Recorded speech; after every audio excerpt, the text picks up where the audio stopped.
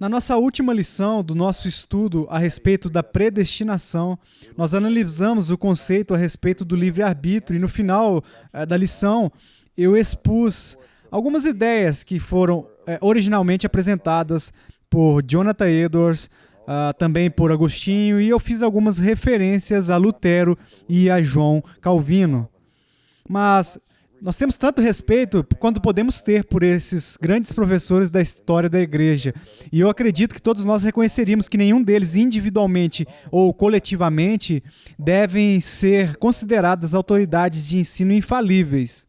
E assim, nós precisamos ir para o próximo passo ao examinarmos toda a questão da capacidade moral do homem ou a falta dela e escutar o que o próprio Senhor nos ensina. Porque, embora nós possamos estar propensos a discordar de Agostinho, ou Lutero, ou de Calvino, ou qualquer outro grande ensinador, longe de nós de estarmos em oposição ao ensino do próprio Cristo. Então, nessa sessão, eu quero que prestemos atenção.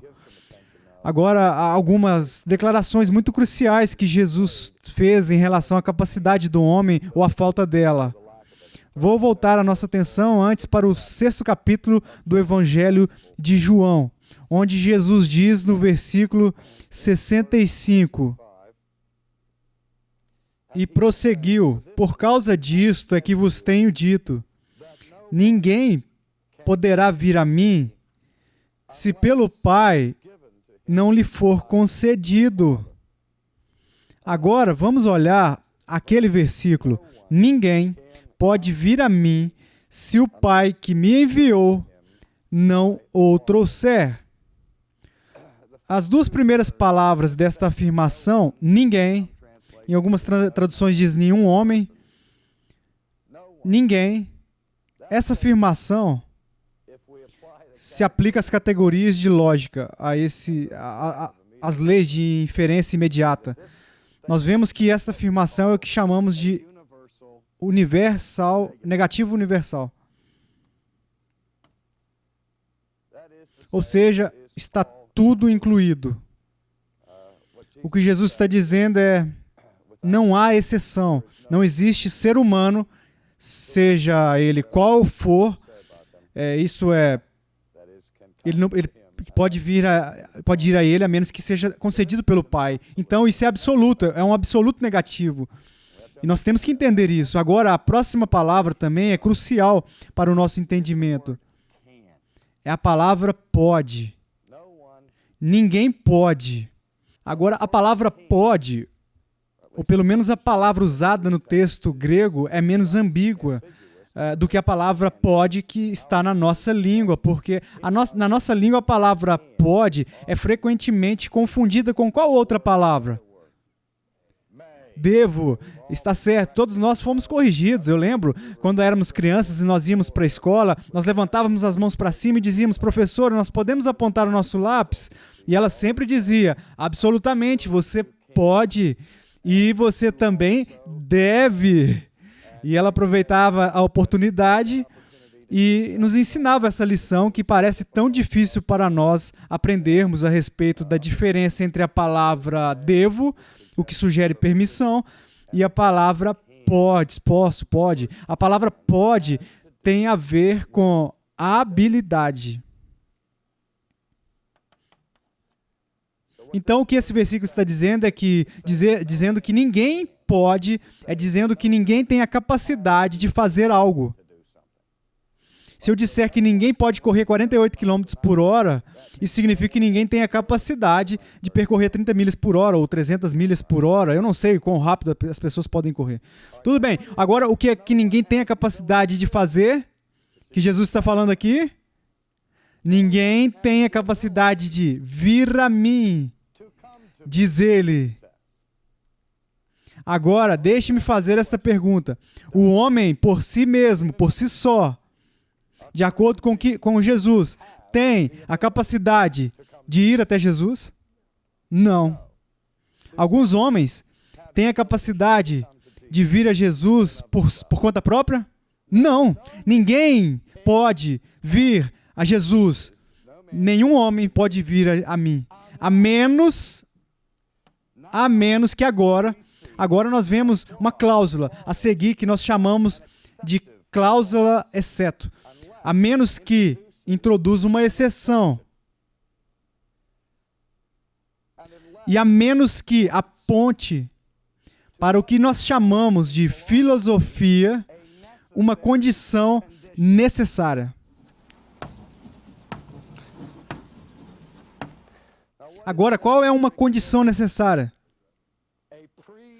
Um pré-requisito. Algo tem que acontecer antes de outra coisa poder acontecer. É isso que é um pré-requisito. Então, Jesus está dizendo que é uma condição necessária que deve ser atendida antes que alguém possa ir até ele. Agora, o que ele identifica neste versículo como condição necessária para qualquer pessoa poder ir até ele? A menos que o Pai dê a ele. Ou outras traduções, a menos que seja concedido pelo Pai. Outra tradução diz, a menos que o Pai permita a ele. Agora, essas palavras não significam a mesma coisa. Conceder significa dar permissão. Dar significa dar um presente. E habilitar significa capacitar, ok? Então, há uma certa ambiguidade aqui sobre o que é essa condição necessária. E a outra pergunta que ainda está pendurada, ou seja, se uma condição necessária for fornecida, agora não estamos falando sobre ir até Jesus. Em qualquer situação, se for fornecida uma condição necessária, numa situação, faz uma condição necessária garantir que o resultado desejado realmente vai ocorrer? Não. É por isso que fazemos uma distinção entre condições necessárias e condições suficientes. Uma condição suficiente é uma condição que, se for atendida, garante o resultado. Isso basta. Um exemplo de uma condição necessária seria no caso do fogo. Se você quer fazer fogo, oxigênio é uma condição necessária para que haja um incêndio. Mas a mera presença de oxigênio não garante um incêndio. Ok? Agora, se você tiver um pedaço de papel seco e bastante oxigênio, então você acende um fósforo e toca esse fósforo no pedaço de papel, então você tem um incêndio, porque o fósforo aceso é uma condição suficiente para acender o pedaço de papel seco nessas condições, desde que sejam cumpridas as demais condições necessárias. Você entende a diferença agora? Então, tudo o que este versículo está ensinando é que, em termos da capacidade natural do homem, nenhum de nós tem a capacidade em nós mesmos de ir até Cristo, a menos que Deus faça alguma coisa. Ainda não sabemos exatamente o que Deus faz. E ainda não temos certeza de que, se Deus fizer isso, isso garantirá que as pessoas irão. Tudo o que sabemos é que tudo o que Deus faz é uma condição necessária, um pré-requisito, ok? Alguns saltaram para outro versículo aqui, em João 6, onde Jesus diz, todos os que o Pai me der vão vir a mim. Isso sugere que todos que obtêm essa condição necessária, então, de fato, vão. Mas não é exatamente assim que esses dois versos são relacionados um com o outro. Vamos ver se somos afiados o suficiente para ver a diferença. Jesus diz, todos os que o Pai me der vão vir a mim. Ninguém pode vir a mim a menos que o Pai o conceda, o entregue. Agora, quase parece que todo mundo aqui que é dado a ele para ir, são aqueles que estão incluídos naqueles que o Pai dá ao Filho. Mas lembre-se, no primeiro caso, a doação é para nós. No outro caso, a doação é a Jesus. Então, não podemos igualar essas duas frases, embora eu acredite que elas são de fato paralelas. Mas, linguisticamente, não podemos provar isso. Então, ainda estamos com essa ambiguidade sobre o que deve acontecer. Qual é a natureza dessa condição necessária? Bem, observe que Jesus aqui disse que já tinha lhes dito isso, que ele está indicando que isso é uma repetição. Ele diz, por esse motivo eu já lhes disse. Então, ele agora está repetindo. Então, vamos ver se pudermos encontrar a afirmação anterior de que é idêntico ou próximo o suficiente, provavelmente, seja a afirmação a que Jesus está se referindo. Bem, se olharmos antes neste capítulo, temos outro negativo universal e outra afirmação sobre as condições necessárias e a respeito da capacidade moral do homem. Encontramos isso no versículo 44. Ninguém pode vir a mim. Ninguém pode vir a mim se o Pai, a menos que o Pai, se o Pai que me enviou não o trouxer, atrair ele. Agora, não é tão ambíguo.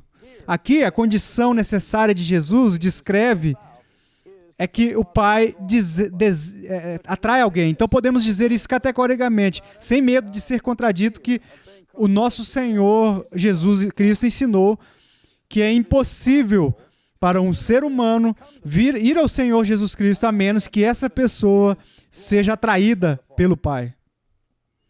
Agora, eu devo acrescentar neste ponto que ambos, de uma persuasão agostiniana e de uma persuasão semi-pelagiana, concordam que há algum tipo de condição necessária que Deus deve suprir. Deus deve atrair as pessoas. Mas ainda há um debate. E o debate é: o que significa Deus atrair? Agora, a abordagem arminiana clássica, ou a abordagem semi-pelagiana disso é que ninguém pode ir a Jesus a menos que o Pai o seduza ou o corteje. De novo, isso geralmente está ligado a alguma noção da graça preveniente ou da influência do Espírito Santo cortejar e atrair. E a palavra atrair aqui é interpretada, significa atrair, é trazer, assim como o mel atrai as abelhas e as luzes atraem as mariposas. Mas a ideia é que o desenho, a atração que Deus faz ainda é resistente. E aqueles que respondem a isso, aqueles que respondem a serem cortejados, são então redimidos, de acordo com o arminianismo. E aqueles que não respondem a isso, a serem atraídos, são posteriormente perdidos. A interpretação agostiniana desse verso é que a palavra atrair significa mais do que simplesmente seduzir ou cortejar. Agora vamos ver como essa palavra grega é usada em outro lugar do Novo Testamento. Se pegarmos nossas Bíblias aqui e irmos para Tiago, no capítulo 2, versículo 6, encontraremos essa mesma palavra grega, usada no Novo Testamento. No segundo capítulo do livro de Tiago, no 6º versículo, vou ler o versículo. Entretanto, vós outros menosprezastes o pobre. Não são os ricos que vos oprimem, e não são eles que vos arrastam para tribunais? Eu vou pedir para você adivinhar qual a palavra é usada neste versículo, que é exatamente a mesma palavra grega que é traduzida pela palavra atrair em João 6. Alguém tem um palpite? Arrastar. Agora vamos fornecer a interpretação semi-pelagiana. Mas você desonrou o pobre homem? Não são os ricos que oprimem e pessoalmente cortejam em tribunal? Ok. Vamos olhar para outro. Vejamos Atos, capítulo 16.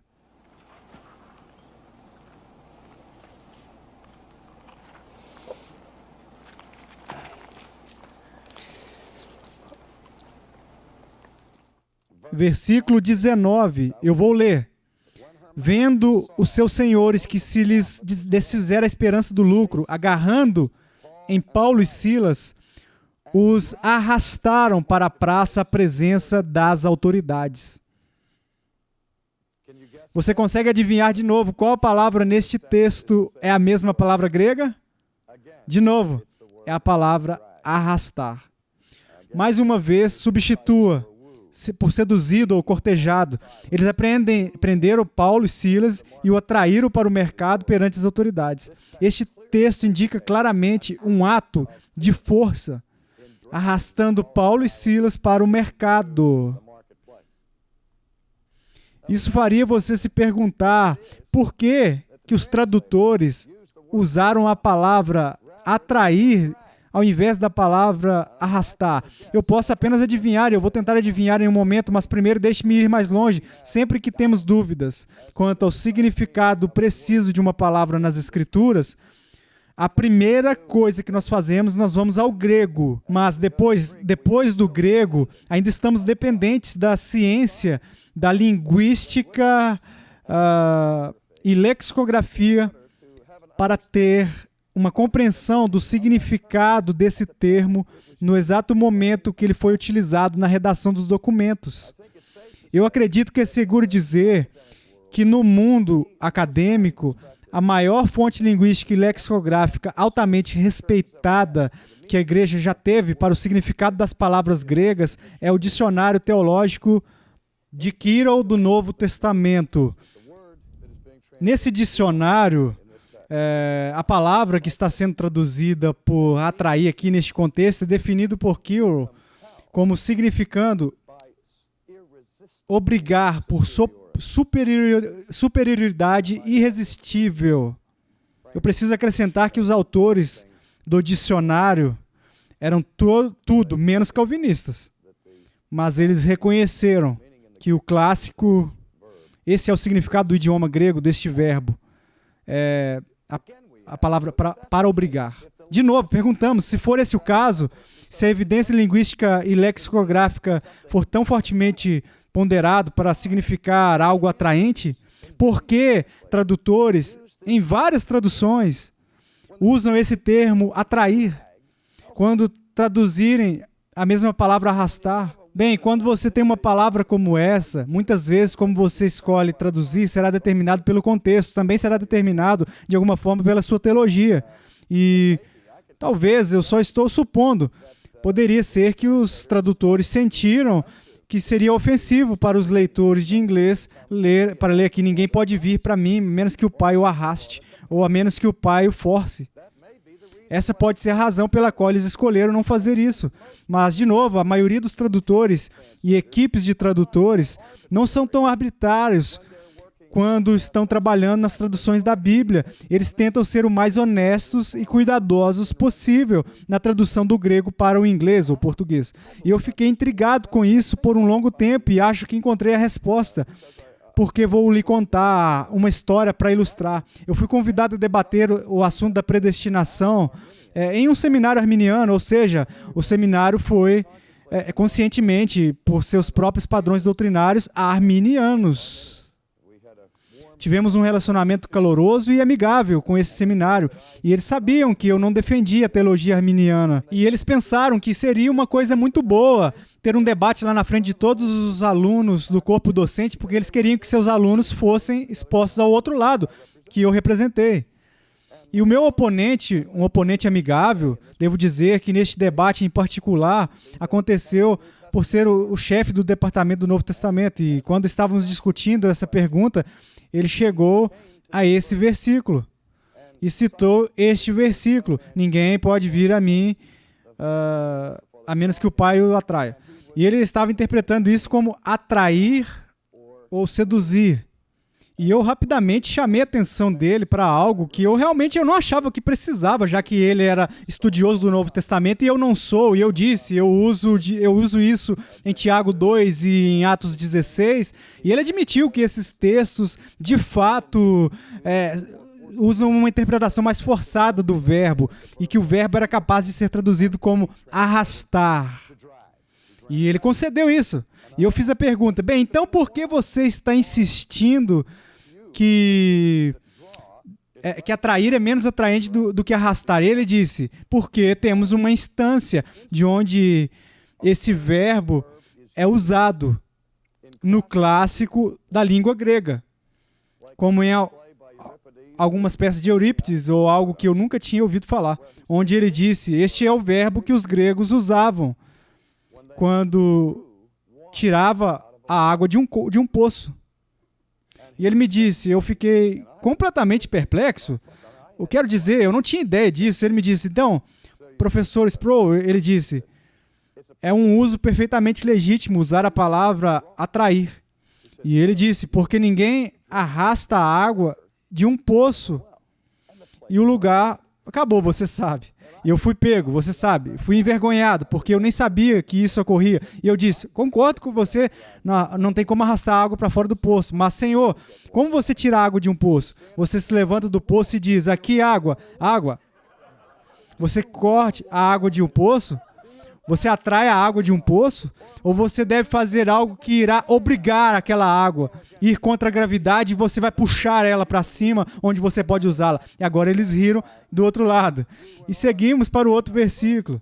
Mas isso, eu acredito, até essa referência obscura na língua grega sublinha o fato de que isso, a força desse verbo, é a força da compulsão divina. E se isso é verdade, então eu diria que esse verso sozinho é suficiente para finalizar o debate para sempre, com relação à capacidade do homem ou à falta dele de inclinar e escolher Jesus Cristo.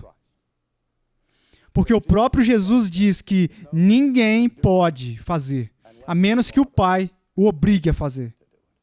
E isso é puro agostinismo, afirmado apenas muito antes que Agostinho. Mas se isso não for suficiente com relação à capacidade do homem, vejamos antes, no capítulo 3 do Evangelho de João, onde João descreve o encontro que Jesus tem com o fariseu. Um teólogo chamado Nicodemos, no qual ele diz no versículo 3, Jesus respondeu e disse, em verdade te digo, a menos que, o que essa palavra indica? O que está por vir? Uma condição necessária. A menos que alguém nasça de novo, ele não pode ver ou entrar no reino de Deus. Agora, o que tem que acontecer de acordo com Jesus, antes que uma pessoa possa ver o reino de Deus, ele tem que nascer de novo. Portanto, a regeneração precede ver o reino de Deus. Essa é uma interpretação legítima dessa passagem. De fato, ninguém consegue ver ele, a menos que primeiro, o quê? Tenha nascido de novo, sido regenerado, ok? Agora ele continua dizendo, Nicodemos está confuso. Como um homem pode nascer quando está velho? Ele não pode entrar pela segunda vez no ventre de sua mãe e nascer? Ele pode? Jesus disse, em verdade vos digo, a menos que alguém nasça da água e do Espírito, ele não pode entrar no reino de Deus. Então, a regeneração é um pré-requisito para entrar e ver o reino de Deus. Semi-pelagianos têm pessoas escolhendo Cristo antes que elas sejam regeneradas. Semi-pelagianos têm pessoas em sua natureza humana cooperando com a graça preveniente, respondendo a este cortejo, essa sedução e essa atração de Deus, do Espírito Santo, quando o Espírito Santo ainda não está neles, tendo-os regenerado. Portanto, a linha inferior é a posição arminiana. Tem pessoas que ainda não nasceram de novo, vendo e escolhendo o reino de Deus.